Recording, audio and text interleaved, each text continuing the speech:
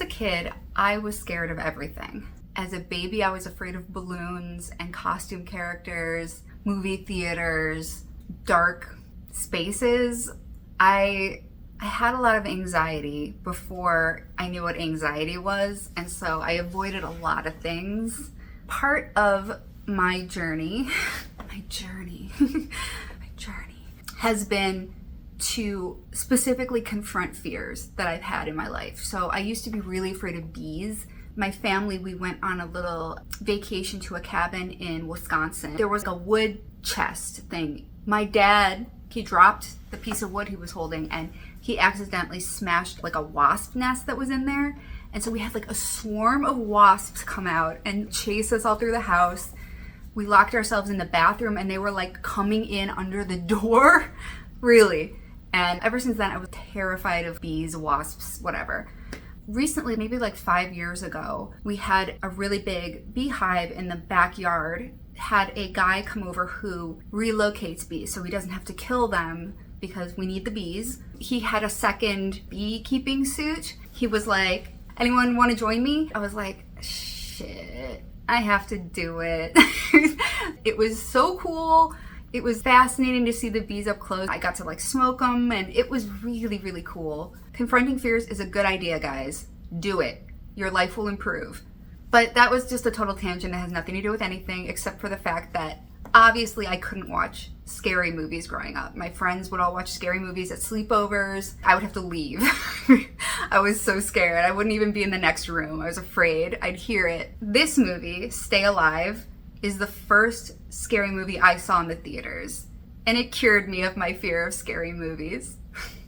This movie is directed by William Brent Bell, and he's directed a lot of other B horror movies like The Boy, The Orphan 2, and then he also directed this movie called The Devil Inside, which is notable because in this movie, you went to the theater, you saw the movie, it builds up to the climax, right? And then it just has a URL that comes on the screen. And it's like, if you want to see the end of the movie, you have to go to this URL. And people were pissed.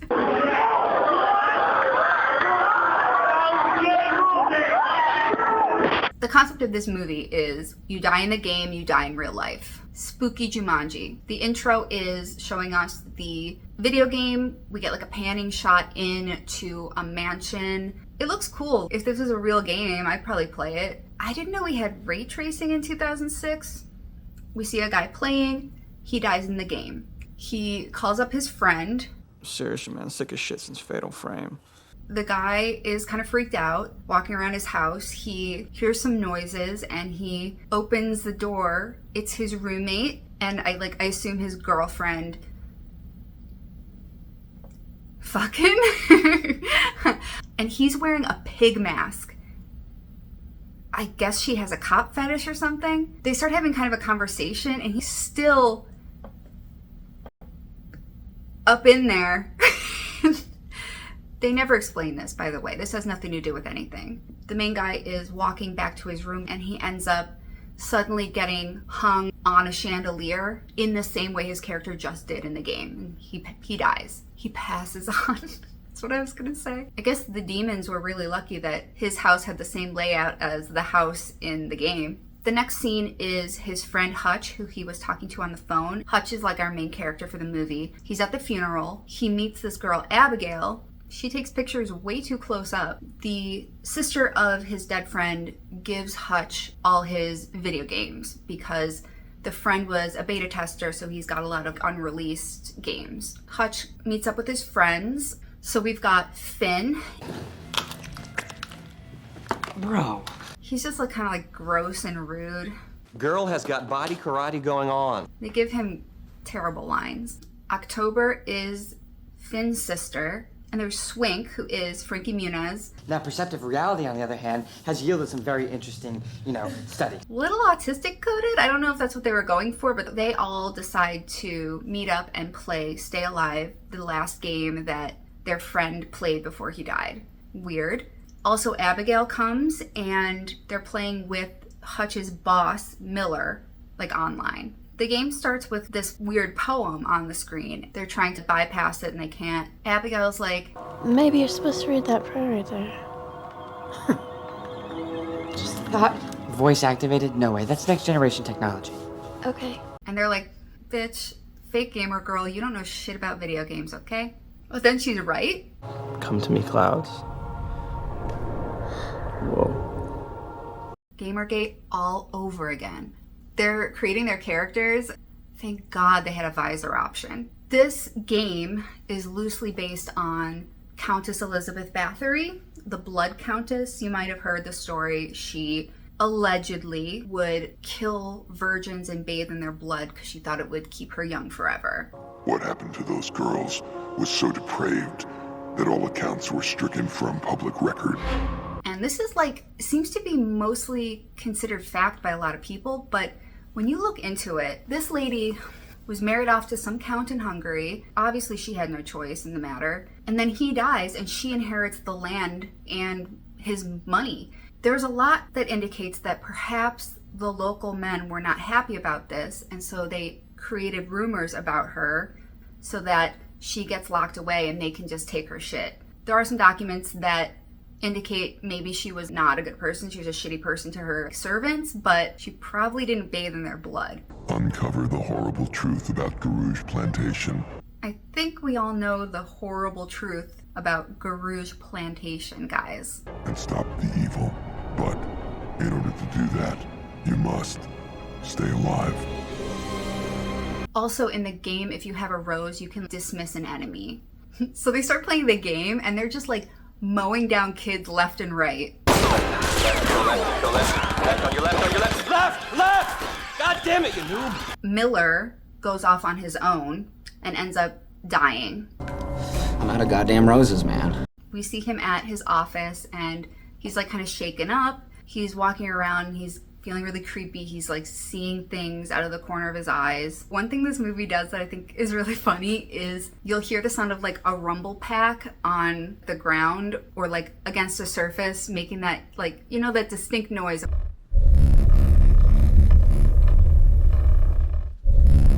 And that's a scary indicator that something spooky's about to happen.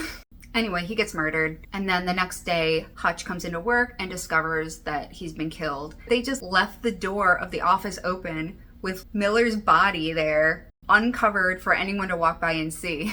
Finn is playing Stay Alive, and he discovers Miller's body in the game. Sweet shit, get a load of this. I think I found Boss Man's body. Didn't you just say Miller was stabbed to death, Hutch? Man, I can't look at this. And they're all freaked out by that. Hutch somehow that same day looks up the police report on his home computer using Dogpile. It was the Wild West of competing search engines back then. And so he realizes that Miller was also killed by twin blades like the shears in the game. This is why I'm missing my Saturday morning G4 Tech TV weekend wrap-up. Okay, so we all saw that Miller was stabbed to death. The cops think he was stabbed with shears. Loomis's friends too. Sarah, her body was drained of blood. The police report said Loomis's neck was broken and he was hung in the game. They all died the same way they died in the game. October is researching Elizabeth Bathory, and she has all these lore things that are just made up for the movie. Guys, every detail of this game is based on her real life. The tower, the cemetery, the torture chamber. She'd hunt for victims in a black carriage. She'd gut them with silver shears. The shattered mirrors, why were they broken? She didn't like mirrors because she couldn't stand to see herself grow old. I'm relating a little bit too much to that right now. Finn is annoyed that everyone's freaking out about nothing. I mean, I hate to be a dick, but I think you guys are overreacting just a little bit. So he goes off and plays the game on his own. He pauses the game and he goes to drive somewhere, right? While he's off driving, we see the game unpause itself. His car breaks down. I was on my way, but my whip got stuck out here on River Road. I'm just south of Binky's adult store, man. He ends up getting run over by a horse-drawn carriage. In real life and in the game. For some reason, this scene is filmed through like an Instagram vignette filter. It's the only scene like that. And then October has this line. Somebody ran my brother down in a horse-drawn carriage. And it made me laugh out loud in the theater when she said that. So Hutch is trying to explain that, these are all my friends and they all died the same way they did in the game I was playing with them. The detective's thinking like, I do have one suspect all of a sudden. Swink is playing the game out of the back of the car. It runs really well for being on a laptop in 2006. I think this movie was sponsored by Alienware, by the way. The other detective comes over and starts playing and immediately dies in the game. There's like a thing that rips his head open, Saw style. He goes to a game store to find out more about Stay Alive, and he encounters the best character, GameStop employee on amphetamines. Yeah, listen. I need information on a horror game called Stay Alive. Stay Alive? Never heard of it. Maybe it's underground. Do you know who made it? Probably some basehead in his mom's attic. A game is just an extension of the mind that created it. When his partner calls, he's like, Yeah, I got nothing. I talked to a GameStop employee for less than a minute and I got nothing. He also told me I have terminal ligma.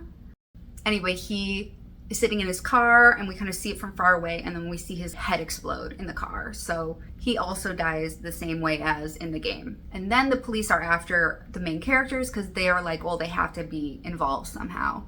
There's a little backstory on Hutch. He's afraid of fire, I guess because he was in a fire as a kid. Hutch and Abigail break into the first victim's house. That's just an active crime scene, no big deal. They find his phone, which that would probably be taken as evidence, but nope, it's just right there, and they find the address of the game studio that produced the game. I need you to tell me where 1420 Cypress Road is. Not a problem. Damn, this was back in MapQuest days. Y'all know about MapQuest? We used to have to print out directions to go places, and this was like a game changer at the time because you didn't have to use a map, and now it's so archaic. Look, we're heading to the game developer. We're gonna find out what they know. Hutch, I've been reading this book called The Malleus Demonium. It was a handbook for witch hunters during the Inquisition. We get some more lore from October. It says that if we find her, we need to put 3 nails through her heart, neck, and then forehead. The nails are gonna put her human spirit back into her body, and then this is really, really important, you guys. An undead soul is only cleansed by burning its blood. The only way to kill Bathory is to drive 3 iron nails in her body and light her on fire. On fire. For some reason, she has a smoke break in an abandoned construction site full of things that could potentially kill her. Surprise, surprise, she gets killed by Bathory. And this is when they realize the game can just start playing on its own. So now we're down to 3 people. We've got Hutch, Swink, and Abigail. Everybody in this movie has a stupid name except Abigail. It's deadly obvious that we have to stay alive in the game until we find a way to end this. One of us has to play. Swink, if you die in the game... Something won't let us stop playing, am I right? They go to the address of the game studio that they found on the victim's phone. When they get there, it's the same house as in the game. They go investigating while Swink is in the car, continuing to play the game to try and distract Bathory. They're investigating, and there's an attic full of dolls, and there's one that's got maggots crawling over it. Is that doll full of meat? Swink is playing the game, and he walks away for a second, and the game unpauses. He realizes Bathory's after him, so he runs, and then back on the laptop we see a game over screen. So he died. He's in a bed of roses. Hutch and Abigail go to the crypt where the body is, and they somehow get separated. This part pisses me off. I know horror movie protagonists are famously stupid, but she's got a rose. Okay. She's got a rose, right? The rose is the only thing that can protect her. And this bitch starts pulling the petals off the rose saying, he loves me not.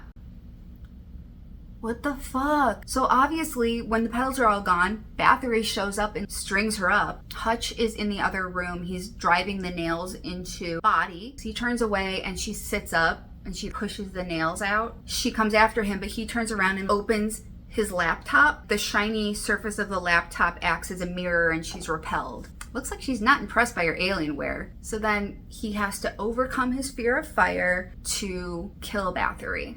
Hey, my stories did have something to do with this, actually. Alright, my story time actually was relevant here. They leave the mansion. They discover that Swink is still alive because he died in a field of roses, and the roses protect you from the enemy. Doesn't really make sense why it said game over on the screen, but let's just... So it seems like they won, everything's good, but then we get a shot of the GameStop, the game store. They've just gotten a shipment of a ton of Stay Alive games. The dude puts it in the display monitor. We see the poem come up. The indication is that this is all gonna happen again. Like, I had assumed up until this point that it was just one game that was haunted, but I guess the code is evil. When I was researching this movie, I came across an article from 2022 where the director said they're trying to make a sequel, which would be amazing. It will be terrible. This movie is like full of tropes and retreads, but in its own special little way. I think they did the concept of a killer video game pretty well. I also appreciate that even though this movie is PG-13, they're steadily killing off main characters. In a lot of horror movies, especially PG-13 ones, the only people who die are these tertiary characters that you didn't really spend much time with, and only when they fuck. But props for that. So that is Stay Alive 2006. If you have any suggestions for movies I should watch, let me know in the comments. I think we all know the horror... So...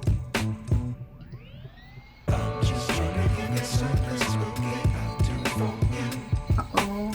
What did you do? What did you do? Oh my god, my foot fell asleep again. Fuck. Okay.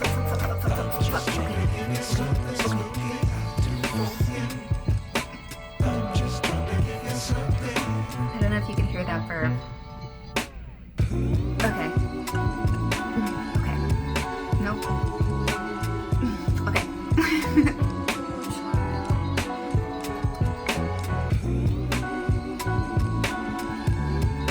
Oh my god. I zone out and it's like scary. Early onset Alzheimer's. There is a lot. Yeah, no problem. That's just an act of crimes. Dr. Pepper. Oh my god, I'm lisping. GameStop employee on amphetamines. Amphetamines. On amphetamines. And it's just like the first